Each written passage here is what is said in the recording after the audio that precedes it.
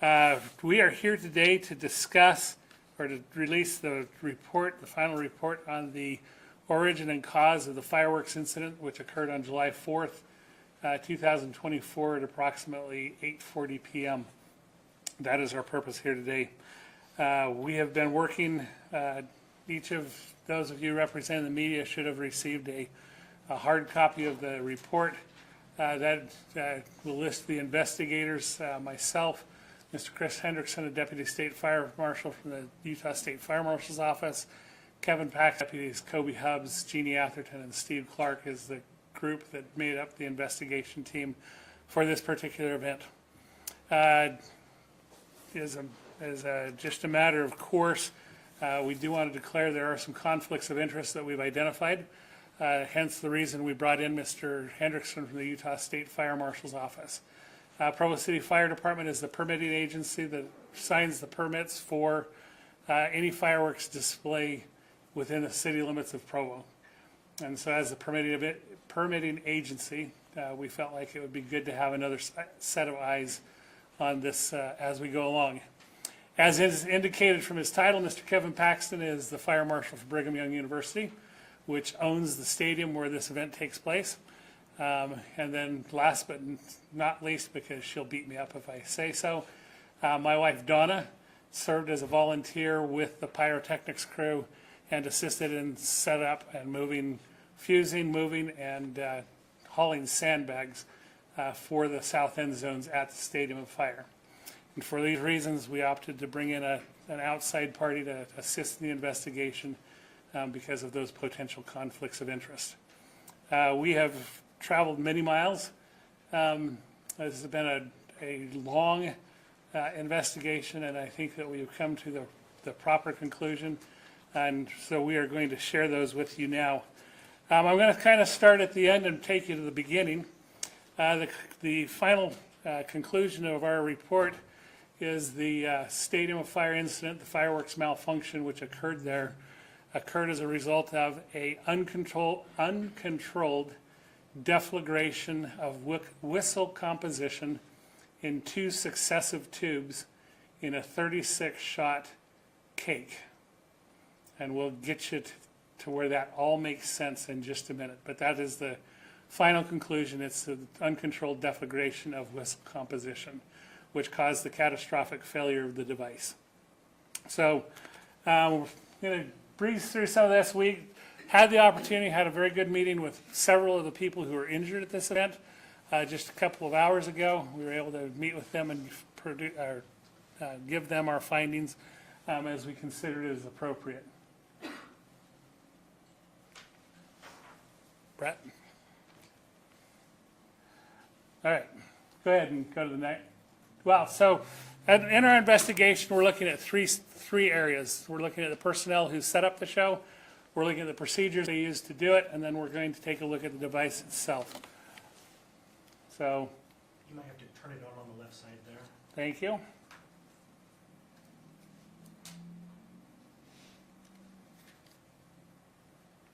There we go. So this is taken from the Hoyle video, one of the videos that was sent in to us. This shows the event ongoing. It does not show the failure itself. As you can see, the devices in question are about 4 rows down from the top of the south end zone set up in the bleachers.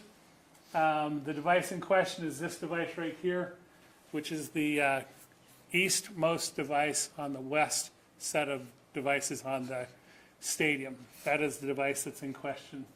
As you can see, that the devices are designed to shoot skyward. Once they reach a designated apex, then they fire what's called a salute, and it results in the destruction of the device. That just shows some bracing. This is a pre-show photograph of a similar device. This is not the device. And it shows the device is braced up against the bench in front of it with a sandbag. As you notice, the device is encased in a plastic bag. That's to prevent it from getting in the case of rain. The plastic bag stays in place just as a matter of function, and it fires through the plastic bag as designed. So the device in question, the device is called a 36S Howling Tails to Hammer. It's imported and distributed by Spirit of 76 Fireworks out of Columbia, Missouri. It's imported from China. It is a 36-shot chain-fused cake. So there are 36 separate tubes. Each tube is connected to the previous tube by a short piece of string fuse. And once the device is activated, and it's activated by a electrical impulse from an initiator controller from the computer that's set to the choreography. But once that string fuse is ignited, there is no way to stop that cake from completing all 36 shots. There's no dead man switch that you can stop and halt it. So once it's going, it continues to go until that circuit either completes or is interrupted. This is a picture taken at the Utah County Bomb Squad. You can see this is in the original packaging. It's got the original packaging. It's got the original foil roof on it. The fuse coming out to the initiator cable. In this particular instance, this device is double fused, as all of them were, which means the device comes with 2 fuses. Takes about 15 seconds to discharge the device. If you double fuse it, you can take it down to about 10. This incident happened and was over in just a little over 9 seconds. So taking it down just a little bit further, this is the device after we've taken some of the packaging off of it. You can see there's a heavy construction paper wrap. Each of those tubes is glued in sets of 6 to a heavy piece of construction paper, and then 6 of those sheets are glued together. They're wrapped in construction paper, then wrapped in tape, then wrapped in the black packaging or whatever color packaging they're going to do. That's part of the engineering design to keep the device together. All right, so this is the device itself. This is called the whistle. As you recall, the device itself is a howling tails to hammer. The howling tail is a plastic whistle. The plastic whistle is discharged from the tube, and when it functions designed, it goes vertically until it reaches its apex, and then the hammer is a salute, which is the explosion of the salute composition at the top of the apex. I'm going to go through this just a little bit with you from the ground up. So this is oriented pointing skyward. So right here at the bottom, this is a red clay plug. This provides the heavy base that provides the firing platform for this device. Each tube has the red clay plug. The red clay plug is designed to help compress the gases from the lift mix to project the whistle skyward. Inside, it's not visible through here, is about a tablespoon of black powder granules, also known as lift charge. When it's ignited by the fuse, it creates rapidly expanding gases that shove the whistle out. The second thing that the lift charge does when it ignites is it ignites the whistle composition right up here. That is a highly energetic potassium salts composition. Basically, it's a rocket motor. It's pressed into a pellet, and when it functions as designed, the flame front ignites the bottom of it. It creates, again, rapidly expanding gases and produces thrust, which, as it leaves the tube, it gives that kind of that wavy form that you looked at in the Hoyle video. Titanium flakes adds the sparks. So it leaves that kind of wavy, smoky, sparkly trail. That's whistle composition. It's the highly energetic fuel. In the middle, between there, at the very top, there's a molded plastic bulkhead. In the center of that bulkhead is about a 1/8 inch hole. So when the whistle composition burns to its completion, that flame front transfers into the salute composition, and the device fires the salute, which is the loud explosion with the loud report. And then at the very top, you have the red clay plug. That provides the chamber so that the salute composition can fire that salute. as part of the engineered design. At the very, very top is a cardboard plug. That's pressed into the tube. It's to keep sparks and other things out as the cake fires and rain. And it also provides some compression so the lift charge can eject the whistle vertically. So this is the device. That's how it works. So what you have in this Howling Tails to Hammer device is you have 36 of these whistles, which in essence becomes self-propelled projectiles. They are under thrust. There is a quasi rocket motor that is providing thrust, and therein is a lot of the problem that we have as a result of this particular incident. The whole thing's encased in a cardboard tube. And you can see the 3 stages: the ignition of the lift mix and the ignition of the whistle composition to get the device going skyward, and then the salute up at the very end. So a failure of the device, this is one of the initial pictures taken after the device failed. Our final hypothesis, or the cause of this device, is there was a failure in the whistle composition, which caused the device to uncontrolled deflagrate, explode, basically is what happened. Now how that occurs, if the whistle composition, it's formed into kind of a pellet. If the whistle composition breaks apart, becomes powdered, or if there develops a crack in the whistle composition, or it pulls away from the side of the plastic tube, that allows that flame front that was initiated by the lift charge to access way more of the whistle composition than it's designed to do. And that causes that uncontrolled deflagration or the explosion. And that's what we believe happened in this particular instance, is that the whistle composition was compromised. It had either become powdered or had developed a crack or pulled away, allowing the flame front to cause it to uncontrollably deflagrate or explode. All right. As you can see, the result of that explosion is the catastrophic destruction of this device. It's completely broken. It's broken the device into several pieces. It has also defeated the safety mechanisms that were put in place by the manufacturer in the packaging, and the safety mechanism put in place by the crew that did the pyrotechnics display. We get a little deeper into this. You can see there are several tubes that are pointed horizontally, and at least 3 of those fired from that horizontal position, but the device is completely destroyed. You can see a partially ejected whistle, and then these 2 tubes are the tubes where we believe the catastrophic failure originated. In this particular slide, what we like, as you recall, there was a sandbag that was bracing that in the pre-show picture. There's usually a 3 to 4 inch gap between that sandbag and the vertical riser for the bench behind it. In this particular instance, one of the first things that we noticed when we arrived and started looking at this was that sandbag had been pushed all the way back to the vertical riser. So there was a tremendous amount of energy that was put forth in that explosion. One of the questions that initial questions that we asked, did somebody make a mistake and put the device in upside down?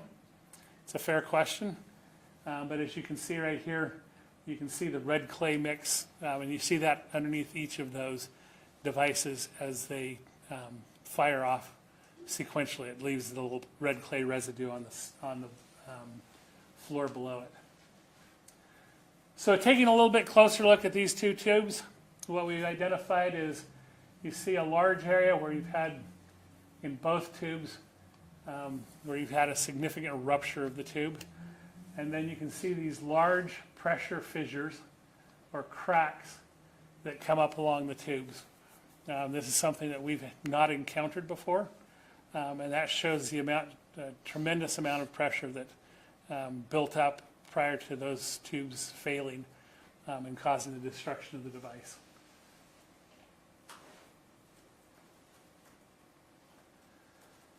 So what happened as a result of this is you ended up having, we had 6 or 7 shots that fired as designed. We have 7 shots that didn't fire at all. And so you have the rest, up to 22 shots that went where they weren't supposed to go. All right, some of those went into the crowd. Many of those went into the south stands, just ran around the south stands until they ran out of energy. But unfortunately, several of these went into the crowd. We've identified 4 people who were hit directly by the devices and suffered injuries as a result.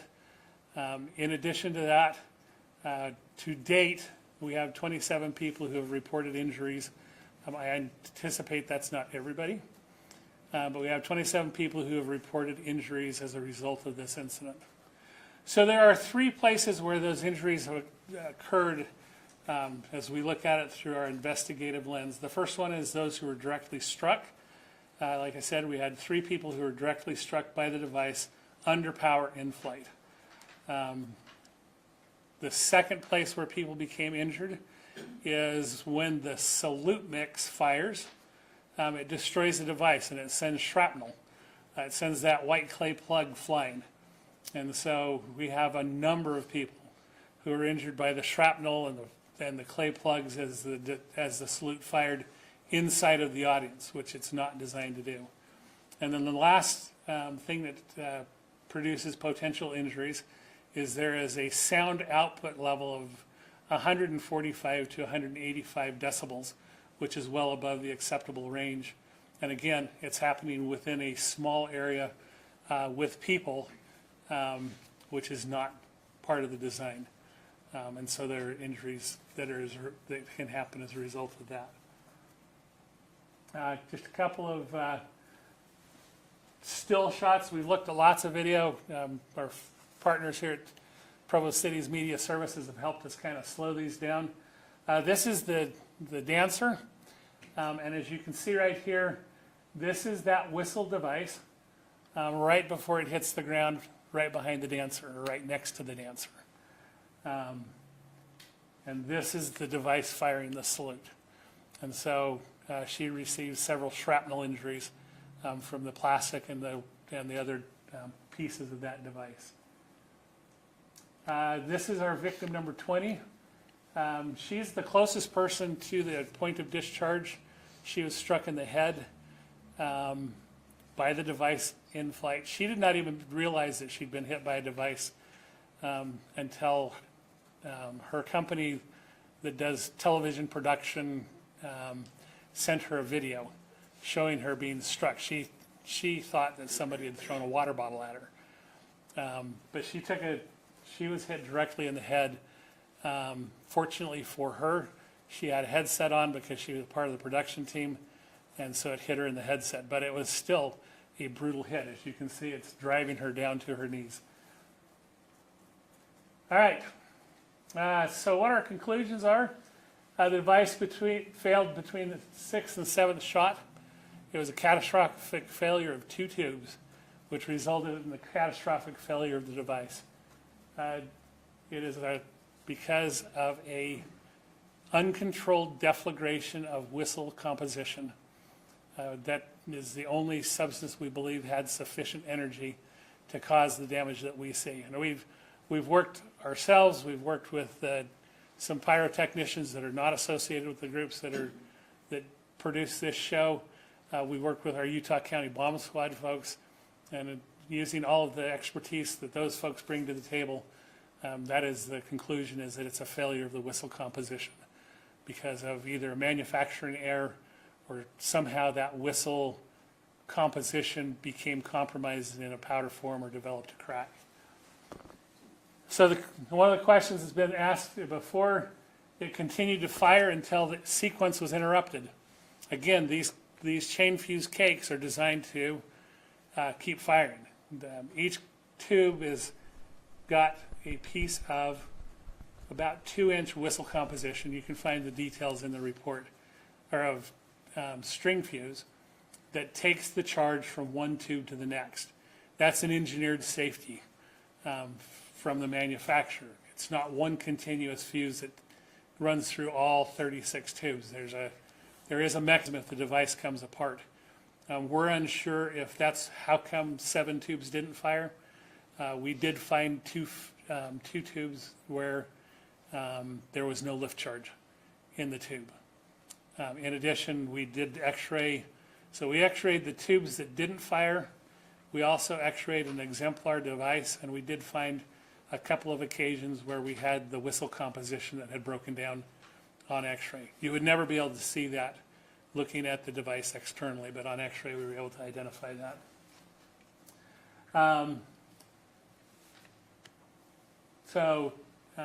The other conclusion that we've come to is there are tables of distances for separation from audience people from devices to protect them in the case of a failure of the device.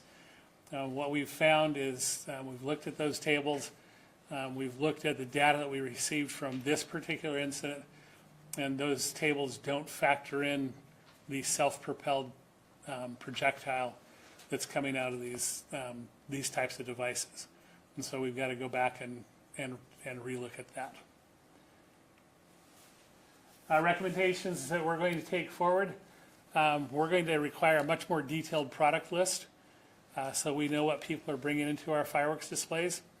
To be brutally honest, I asked 40 fire marshals in a meeting about 2 weeks ago how many of them knew that these whistle devices had a projectile that had a motor, and nobody did.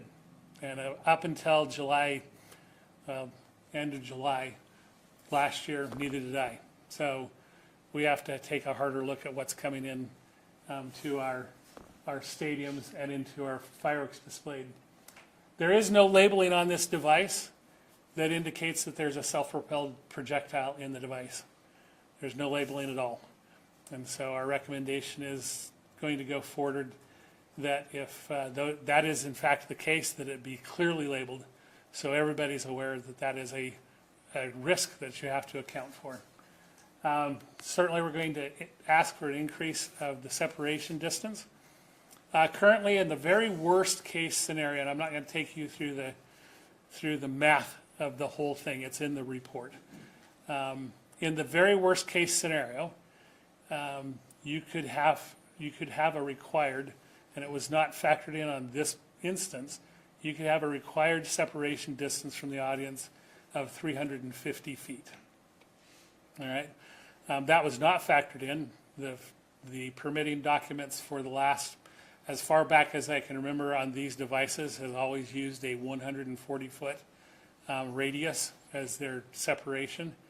But all of our victims, with the exception of the victim number 20, the young lady who was hit in the headset, all of our victims were in excess of 450 feet from the point of discharge. So our table of separation of distances for this type of device is not accurate, and we will work with our partners at the National Fire Protection Association to take a good hard look at that and make changes in that. When we do investigations like this, our investigation is A, to find out, number one, what happened, number two, why did it happen, and then number three, how can we prevent this from ever happening again? And so going through a very thorough investigation, sometimes find things that are important, but don't necessarily have any play into the what and how. All right, in this particular case, one of the things that we've identified after interviewing all of the we interviewed all of the pyrotechnic crew, both in Colorado and here in Utah. Volunteer, employee, lead pyrotechnician, owner of company, we've interviewed them all. And the one thing that we've identified where we could improve is there needs to be a safety briefing with everybody prior to setting up any display to talk about the different kinds of ordnance that they're using and the safety issues with that ordnance, how to identify defective ordnance. And so that's a recommendation that we will put forth is more stringent and documented safety briefings for people setting up these shows. And then the last thing, which was a kind of a surprise for me, when we started looking into this, which happened early in the morning on the 5th of July, there is no clearinghouse, there's no organization where commercial fireworks people report problems with product. So I got on the phone to the two principal pyrotechnician associations in the United States and asked for data on this particular device, and they didn't know of any data or who would have any data. And so I think that one of our recommendations going forward would be that there be a clearinghouse where we can share this information. There have been other incidents subsequent to this with this particular device. This device is no longer available. The pyrotechnicians received an email requesting that they no longer use this device that we have possession of. So I think that, you know, for all of our sakes, it's important that there's a place to gather that data, and that data does not exist today that I'm aware of. We had lots of people assist us on this report. It's been a big effort. Nobody intended for this to happen. Nobody is happy that this happened. And we will learn from this experience, and we will move forward. And we will make the changes that we need to make to ensure that everybody has a safe event wherever they are when we use fireworks. I can take a few questions if you have questions. So was this the first time these devices were used at Stadium of Fire? No. No, these devices have been used dozens of times at the Stadium of Fire. Okay. And so is there a way in layman's terms to explain what you call the defibrilation of the whistle device? So it's going up, and did the heat cause it to shoot sideways and crack through the tube? Did it fall over? What is there a layman's way to explain that? You don't like my term deflagration? All right, so Some are reader, but that's okay. That's, you know, this is fire investigator jargon. So what happens is it's combustion. So when the lift charge ignites the whistle composition, there's a flame, and in a perfectly functioning device, that flame works its way from the bottom to the top. It's controlled because the flame front only could access the bottom of that cake. If the cake becomes powdered, dries out and powders up, or if you have a crack in that cake, or if it's pulled away from the side of the whistle, that flame front can actually get around it. And now instead of having that nice controlled thrust, it causes the device to explode. Deflagrate. And the difference between deflagrate and detonate is the speed at which it happens, which is way too deep. Did that help? kind of. So basically something went wrong with the way it shoots up and it exploded sideways, or? No, something went wrong in the whistle composition that caused those two whistles to explode. Okay. The effect of that is that the device turned sideways and whistles were expelled in a less than vertical orientation. But it was actually the explosion inside the two tubes that destroyed the device. So two tubes malfunction, by that point knocked the thing off balance or Just- to the side, and the rest of them acted the way they should, Yes. but they were angled towards the crowd at that point. Yes, it had changed its orientation to a less than vertical and in some cases horizontal. Very good. Thank you for that question. Yes. What is your message to people who may have seen the videos and might be hesitant to go to an event like this? Is it safe to go to these after seeing this? Yes. Unequivocally, yes. Now I'm gonna parse that just a little bit. We do our very best. Each of these devices, the entire setup for the Stadium of Fire, each individual device was inspected multiple times, both by the pyrotechnician crew, which we don't have a part of, but also by my office. And day of show itself, so July 4th, between 3 o'clock in the afternoon and when the permit was issued at just before 6 o'clock, myself and my staff had eyes on every single device that was a part of that production. The challenge is you're dealing with explosive devices. If there's if the whistle mix breaks down and falls apart, you can't see that from the outside, and it's going to have a bad effect. We had other malfunctions of this device that weren't catastrophic, that we've observed in watching the videotapes. We do our very best, and that's one of the, for me, that's one of the real downsides of this event. People were hurt. That's the real downside, with significant and real injuries. But the other downside is that it makes people question in the back of their minds, which I understand that a lot. But yes, we will do everything we can to make sure that these events are as safe as we can possibly make them. Question about the recommendations. I would presume none of them are binding except for the first one. It seems like the city would go forward with changing the permitting process. And would that require the city council, or can you just do that unilaterally as the fire department? So that's a very good question. So yes, none of those are binding. We will pursue all of those because the very worst outcome of this investigation and this incident is to not change the way we do business to try and prevent this in the future.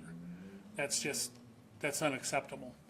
Do I need to go to the city council to change the permitting requirements? I don't think so, but if I do, we're friends. We'll go to the city council. Yes, ma'am. You mentioned that the breakdown in the whistle composition, the only way that you would have been able to find that would be to x-ray the device. So going forward with like all of your other explosives, is that something you're going to incorporate? Do you already x-ray the explosives before you put them out? So thank you for that question. The answer is no. We're not going to x-ray every device, and I will explain that. To be able to x-ray these devices, which we did, we had to break each of those devices. We had to defeat their safeties. Had to break them into the individual sheets of 6 tubes to be able to do the x-ray. There's just no way to do it. There's just not a way to x-ray them. And that is the only way we found the loose whistle mix in the tubes. We found it. So how do you prevent something like this from happening again? If you can't see it. The manufacturing, quality assurance of manufacturing, making sure that the product is handled in accordance with manufacturer's recommendation, which in this instance, based on our interviews, and our interviews go all the way back to the warehouse in Kansas, there was no mishandling of these devices anywhere along the line. But it's something that's got to go back to the manufacturer to ensure that their device stays together as it's designed. Like you said, this device no longer is being used. That is correct. Do other fireworks have this same sort of setup? Anything that's called a whistle is going to have that plastic tube, whether it goes just as a whistle and just makes the noise and the kind of the wavy trail, and doesn't have that salute at the end.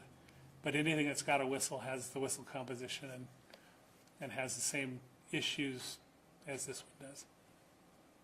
Like you said, this one was different because it has self-propelled projectiles in it? All whistles create their own thrust. So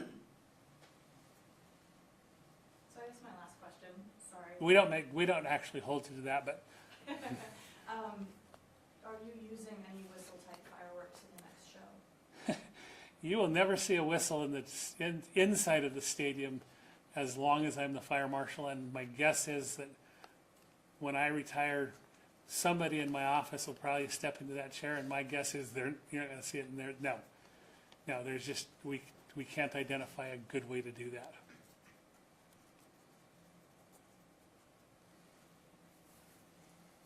The show's in 5 months, so how do you get all these recommendations put in place in that short amount of time?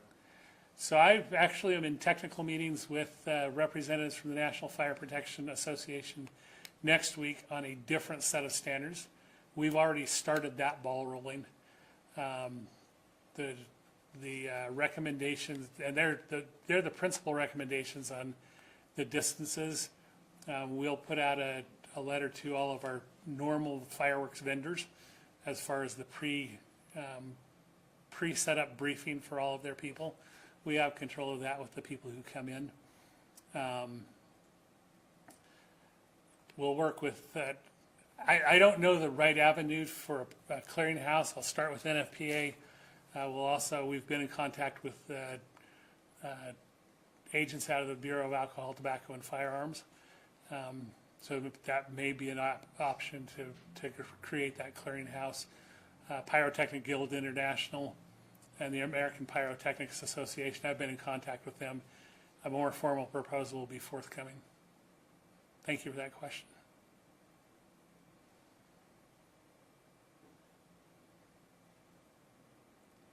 So other than the whistle fireworks, they don't have a self-propelled device.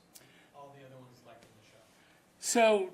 So you have all fireworks, big and small, all right? And most fireworks, with the exception of the whistle devices, I'll give you an example. If I have a 6-inch ball, 6-inch mortar round that I'm going to fire from the field across the street, I have my round ball mortar. It's got its pyrotechnic composition inside.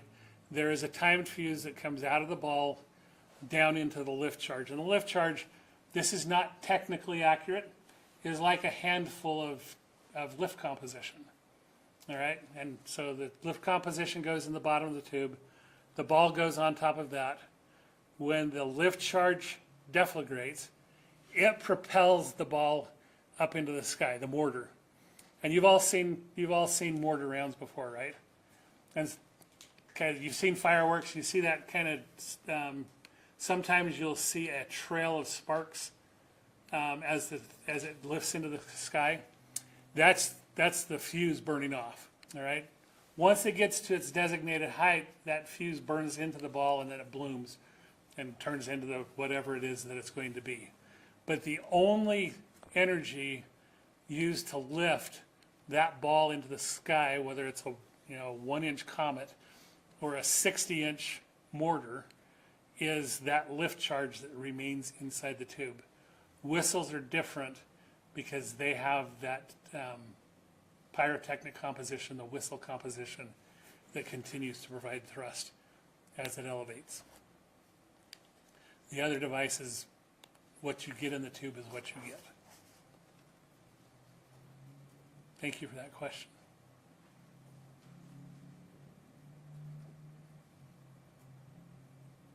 In the event of failure, such as an instance such as this, do those who are over the safety program of the pyrotechnics, do they have the option to say recall that particular series and maybe stop that series from going on for the rest of the show?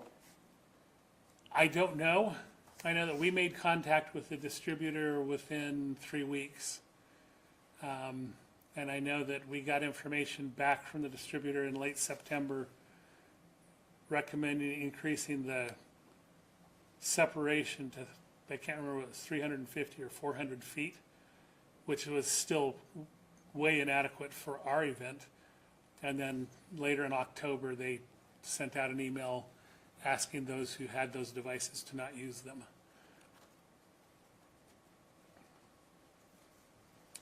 The problem is those kinds of issues are driven by data, and at this point, I am not aware of where that data is available.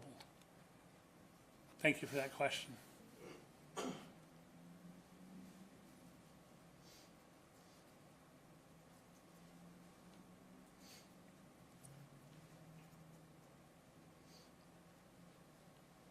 All right, so last message is fireworks.